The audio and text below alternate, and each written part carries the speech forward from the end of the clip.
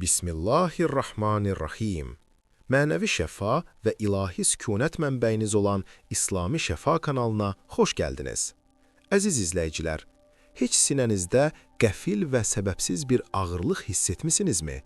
Bəzən həyatımızda hər şey qaydasında gedərkən, qəfildən işlərimiz tərsinə çevrilir. Evimizdə səbəbsiz mübahisələr yaranır. Tam sağlam olduğumuz halda qəribə xəstəliklər tapırıq və ya içimizdən heç nə etmək gəlmir. Bütün bunların səbəbi həmişə fiziki yorğunluq və ya təsadüflər olmur.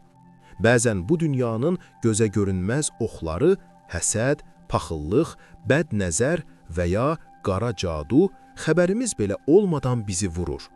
Bizlər gecələr evimizi oğrulardan qorumaq üçün qapılarımızı möhkəm bağlayırıq, mülkümüzü sığortalayırıq. Amma ən dəyərli xəzinəmizi, ruhumuzu, ailəmizin mənəvi hüzurunu mənfi enerjilərdən qorumaq üçün mənəvi qapılarımızı bağlamağı çox vaxt unuduruq. Bugün aləmlərə rəhmət olan Peyğəmbərimizin Allahumma salli ala seyyidina Muhammedin və ala ali seyyidina Muhammed nuru və elmin qapısı İmam Əlinin əleyhisselam dərin hikməti ilə ən güclü ilahi qalxanları kəşf edəcəyik. Cadu, bəd nəzər və pis niyyətli insanlara qarşı mütləq şəfa və qoruma olan o ayələr hansılardır? Hansı zikirləri mütləq etməli və hansı yanlış inanclardan qaçmalıyıq? Qəlbinizi açın və diqqətlə dinləyin, çünki bugün ruhunuzun ətrafına qırılmaz bir ilahi zireh geyindirəcəyik. Şəfa tapmazdan əvvəl xəstəliyin varlığını və onun təbiətini qəbul etməliyik. Bir çox insan bəd nəzəri və ya mənfi enerjini sadəcə nağıl, köhnə xurafat adlandırıb keçir. Lakin İslam inancında qeyb, görünməyən aləm ən az toxuna bildiyimiz fiziki aləm qədər gerçəkdir və öz qanunları var.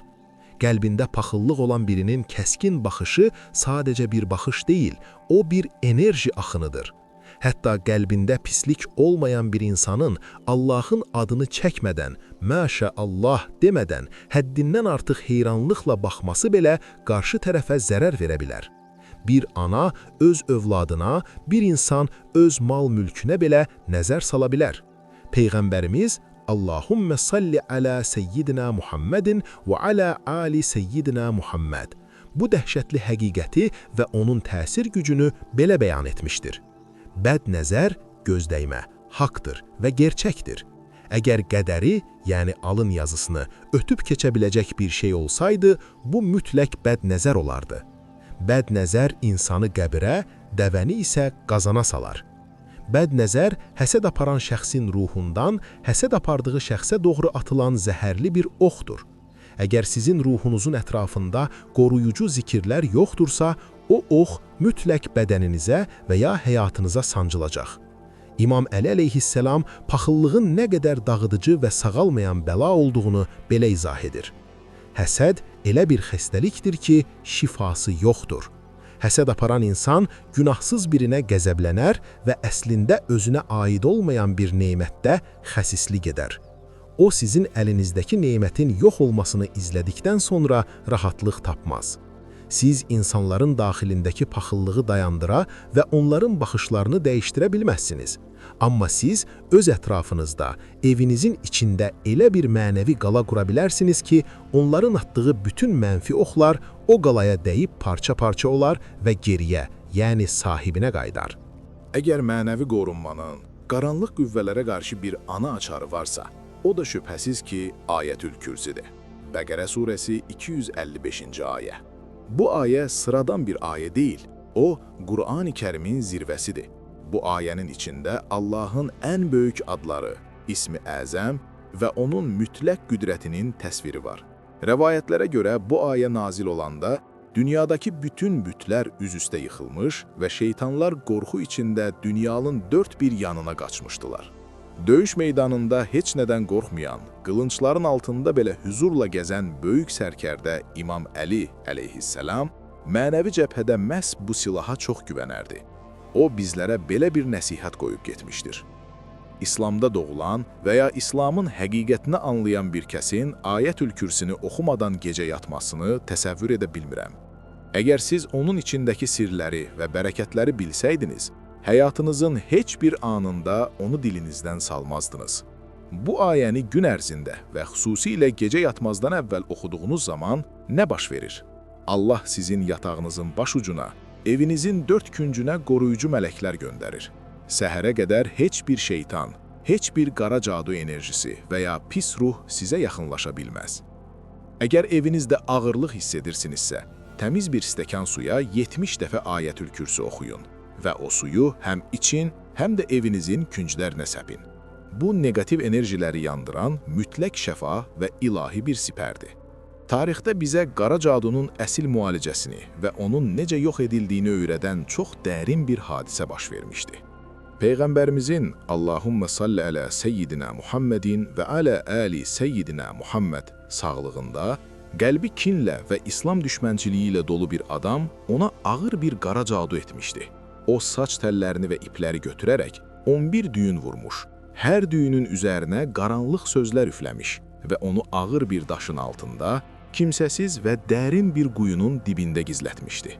Bu hadisədən sonra Peyğəmbərimiz fiziki olaraq dərin bir ağırlıq, ruhi bir yorğunluq hiss etməyə başladı. İşləri yavaşladı, üzərində izahı olmayan bir sıxıntı yarandı. O zaman Allah Teala Cəbrail mələyini göndərərək həm cadunun yerini, həm də ən əsası, qiyamətə qədər bütün möminlərə qalxan olacaq o müalicəni bildirdi.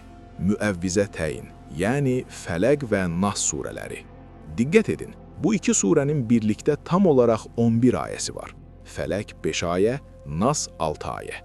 Peyğəmbərimiz Allahümmə salli ələ seyyidina Muhammedin və ələ əli seyyidina Muhammed bu 11 ayənin hər birini oxuduqca, quyunun dibindəki o qara cadunun bir düyünü möcüzəvi şəkildə açılırdı. Sonuncu ayəni oxuyub bitirdikdə isə o ağır yük tamamilə qalxdı, ruhu azad oldu və o sanki sıx bağlandığı bir kəndirdən xilas olmuş kimi rahatlıq tapdı. Siz Fələq surəsini oxuyub sübhün Rəbbinə sığınıram, düyünlərə üfrəyən qadınların şərrindən və həsəd aparanın şərrindən dediyiniz an, sizə və ailənizə yönəldilmiş bütün qara niyyətləri, kənarda bizlədilmiş bütün caduları zərərsizləşdirirsiniz. Bu iki surə sizin görünməz mühafizcilərinizdir. Bəd nəzərdən və cadudan qorunmaq istəyərkən, insanların etdiyi ən böyük səhvlərdən biri şəfanı səhv yerdə axtarmaqdır. İslamda qorunmanın çox aydın qaydaları var. Nələrdən uzaq durmalıyıq? Bəzi insanlar cadu olunduğunu hiss edəndə, onu təmizləmək üçün baxıcılara, falçılara və ya başqa cadugərlərə müraciət edirlər. Üzərində nə yazıldığı bilinməyən, qəribə simvollar və rəqəmlər olan muskalar, göz muncuqları asırlar. Bunlar qətiyyən haramdır və şirkdir. Peyğəmbərimiz Allahümmə salli ələ seyyidina Muhammed və ələ əli seyyidina Muhammed xəbərdarlıq edir. Kim bir falçının və ya kahinin yanına gedib, onun dediklərini təsdiqləyərsə, mənə nazil olana, yəni Qur'ana küfr etmiş olar. Cadu, cadu ilə açılmaz. Qaranlığı qaranlıqla yox etmək olmaz. Qaranlığı ancaq Allahın nuru ilə yox etmək olar. Göz muncuğu sizi qoruya bilməz, çünki o cansız bir şüşədir. Sizi ancaq Əl-Hafiz, yəni qoruyan olan Allah qoruya bilər. Bəs hansı zikirlər edilməlidir? Quran-ı Kərimdən başqa Peyğəmbərimizin bizə öyrətdiyi xüsusi gündəlik zikirlər var. Əgər hər səhər və hər axşam bu zikirləri dilinizdən salmasaz, kainatdakı heç bir varlıq sizə zərər verə bilməz. Birinci mühüm zikir. Bismillahilləzi la yadurru məəsmihi şeyun fil ərdi və lə fissəmai və huvəs-səmiul əlim. Tərcüməsi, o Allahın adıyla ki, onun adıyla birlikdə yerdə və göydə heç bir şey zərər verə bilməz. O hər şeyi eşidən və biləndir. Kim bu zikri səhər 3 dəfə və axşam 3 dəfə deyərsə, heç bir qəfil bəla və sehir ona toxunmaz. İkinci mühüm zikr isə İmam Əlinin də tez-tez etdiyi sığınma duasıdır. Əuzu bi kəlimatillahi təammati min şərri mə xalaq. Yaratdıqlarının şərrindən Allahın tam olan kəlamlarına sığınıram. Bu zikir sizi həm insanların bəd nəfsindən, həm də zərərli heyvanlardan və mənfi enerjilərdən qoruyur. Bəs tam mənəvi toxunulmazlıq əldə etmək üçün bu güclü vasitələri gündəlik həyatımızda necə tətbiq etməliyik? qorunma sadəcə dillə deyil, həm də əməllərimizlə olmalıdır. Birincisi, sığınma ayələrini oxumadan heç vaxt evdən çıxmayın. İmam Əli əleyhissalam nəsihət edərək buyurur: Bəd nəzərdən Allah'a sığının, çünki o bir həqiqətdir. Nemətlərinizi həsəd aparanlardan gizlədərək qoruyun. Hər sevincinizi, hər yeni aldığınız əşyanı, uğurunuzu və həyatınızın hər gözəl anını hamıya nümayiş etdirməyin. Bugün bəd nəzər ən çox sosial şəbəkələr və ictimai məclislər vasitəsilə insanları vurur. Bir şəkil paylaşarkən minlərlə baxışın içində neçə dənə paxıl və həsəd dolu nəzər olduğunu bilə bilməzsiniz. Səadət səssizliyi sevir, onu gizli tutun. İkincisi, səhər və axşam özünüzü hissar, yəni qala içinə alın.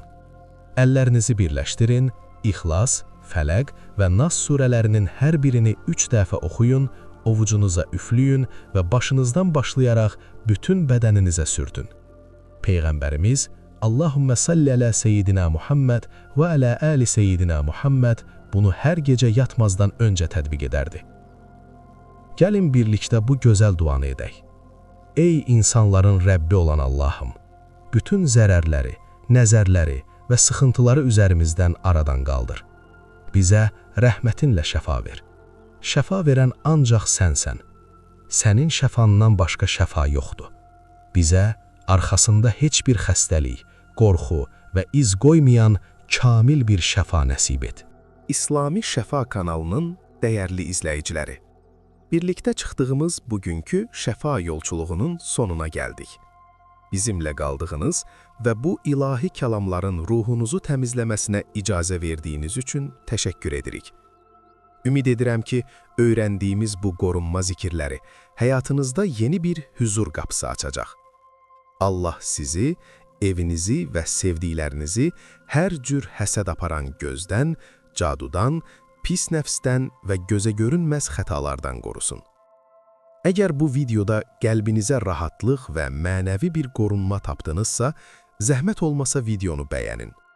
Sizin dəstəyiniz bu kanalın böyüməsinə və bu vacib şəfa dualarının səssizcə əziyyət çəkən, qorxu içində olan başqa insanlara da çatmasına səbəb olacaqdır. Bir insanın şəfa tapmasına vəsilə olmaq böyük bir savabdır. Mənəvi şəfa, doğru zikirlər və ilahi elm yolunda bizimlə addımlamağa davam etmək üçün kanalımıza abunə olmağı və bildiriş zəngini açmağı unutmayın. Sizin də fikirlərinizi eşitmək istərdik. Rəy bölməsində bizimlə bölüşün. Həyatınızda bəd nəzərin və ya mənfi enerjinin ağırlığını heç hiss etmisinizmi? Və bu videodan sonra həyatınızda hansı zikri davamlı etməyə qərar verdiniz? Yaxud sadəcə olaraq digər izləyici qardaş bacılarınız üçün gözəl bir şəfa duası yazın. Çünki möminin möminə qiyabi etdiyi dua həmişə qəbul olar. Sözlərimizi əngin rəhmət qaynağı olan Peyğəmbərimizin Allahümmə salli alə seyyidina Muhammedin və alə əli seyyidina Muhammedin bərəkətli yoluna və İmam Əlinin əleyhissalamın hikmətinə sığınaraq yekunlaşdırırıq. Ruhunuz bir qala kimi möhkəm, qəlbiniz isə daima nurla dolu olsun. Yenidən görüşənədək Allahın kamil qorunmasında qalın.